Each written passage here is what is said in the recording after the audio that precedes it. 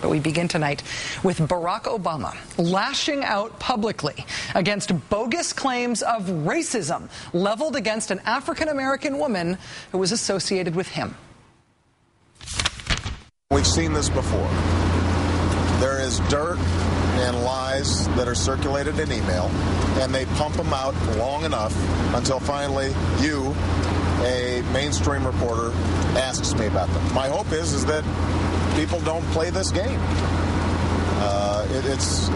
It is a destructive aspect of our politics right now. And simply because something appears in an email, that should lend it no more credence than if you heard it on the corner. That was Barack Obama on board his campaign plane back in 2008, fiercely rebutting claims that his wife, Michelle Obama, ever used the term whitey. Remember the fake whitey controversy that turned out to be a made-up smear during the presidential campaign in 2008? No truth to it whatsoever, and that's how Barack Obama, the candidate, responded to it. About a week later, another made-up controversy started to gain some traction in the mainstream media. The idea was that Barack Obama was secretly foreign.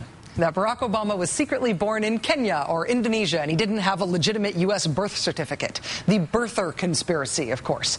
In order to debunk that one, the Obama campaign went on the offense in a big way. They launched a website called FightTheSmears.com. FightTheSmears.com had a whole page dedicated to debunking the birther conspiracy. The page detailed the actual facts about Mr. Obama's citizenship, complete with his certification of live birth. But the Obama campaign wasn't satisfied with just debunking, with just answering the birther smear or the whitey smear.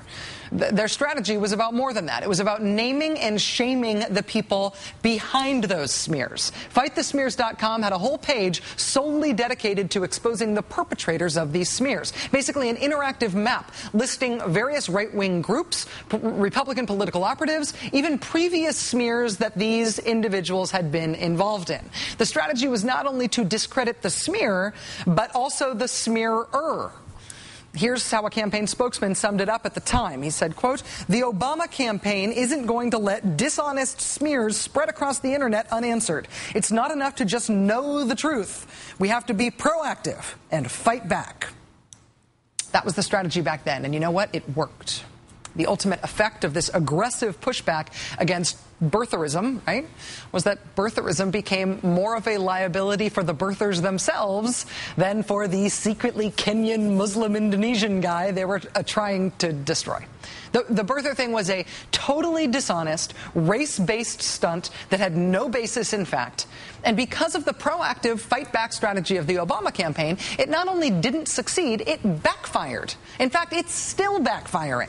Late last night, a Kansas newspaper that had previously endorsed a Republican congressional candidate named Tracy Mann abruptly took back their endorsement because they learned that Tracy Mann is a birther. The Hutchinson News editorial board wrote last night, quote, "We were wrong and we withdraw that endorsement. Quite simply, the reason is that it turns out Mann is what's known as a birther. That this even continues as an issue is appalling, which is why we didn't think to pose the question to Mann or any of the other candidates."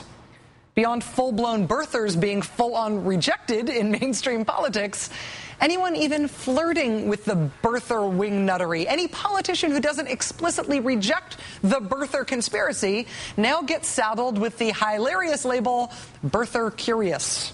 Republican Senator David Vitter of Louisiana got tagged as birther curious last week after he sidled up to the theory and winked. The resultant mockery and criticism forced the senator to say later explicitly, quote, "I'm not a birther." Birtherism is now being used even by Republicans as a way to attack other Republicans. Check out this John McCain ad against his Republican primary opponent, J.D. Hayworth.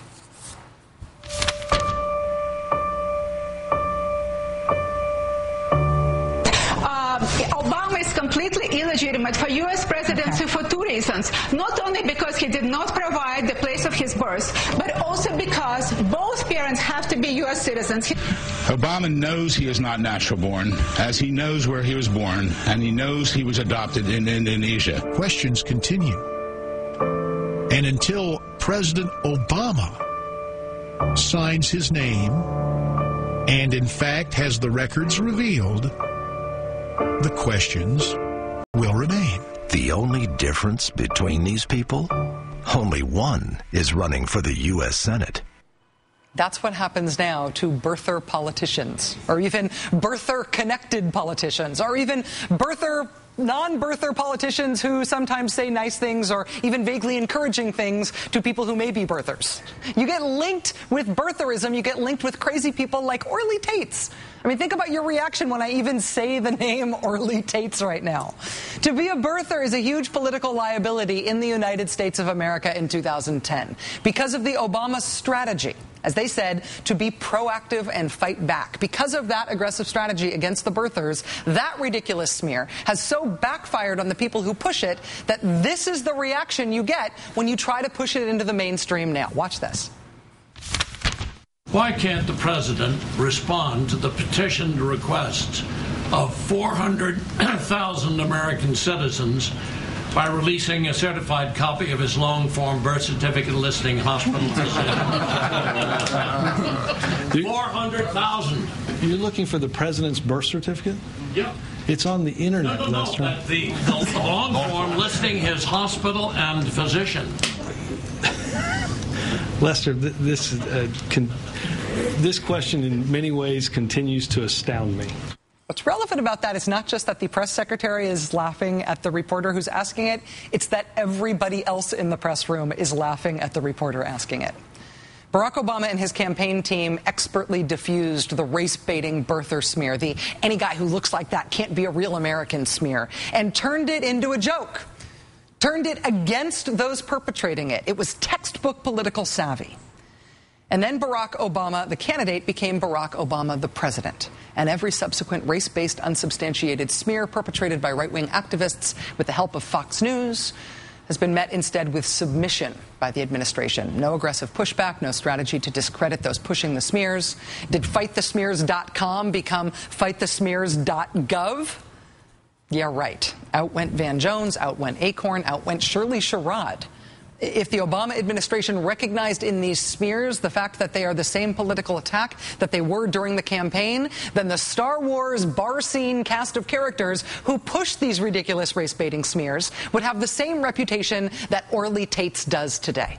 There's all this lamentation right now about why the Obama administration did the wrong thing with the Shirley Sherrod situation. Why do they keep getting bullied like this? Why do they keep letting these people using these ham-handed, totally disprovable, race-baiting smears get what they want, thereby encouraging more of them and hurting themselves in the process? Why do they keep doing this? Why can't they stand up to this type of racial political bullying? Turns out they can. They know how to do it. They have done it in the past. They have these muscles. Atrophied since the campaign, surely, but they are there. Can they still flex them? Joining us now is someone who disagrees with me about this completely, my friend Newsweek senior editor and MSNBC contributor Jonathan Alter. He's also author of the new book, The Promise, President Obama, Year One. Jonathan, thanks very much for joining us. Hi, Rachel. So, all right, tell me, I know that you think I'm wrong about this, so tell me what you think I have wrong. Well, first of all, I think you're right and everybody's right that this was one of the most ham-handed, politically inept moments that I can remember. That the White House and the Agriculture Department forced Sherrod to quit before they asked even elemental questions about this. And the NAACP was even worse. The president of the NAACP, Ben Jealous, was twittering before thinking and actually said he was appalled by her behavior and she needed to go and so forth. So this thing was a fiasco. But having said that, where you and I disagree is on whether it's worth the time of the president and the time of the White House to take 2, 3, 4 news cycles to get into a fight with scorpions, with liars, sleaze artists, smear artists. I don't think it is. I think they can leave that to the Democratic National Committee. But that as a general proposition, during a campaign, you got to be engaged in that kind of hand-to-hand combat.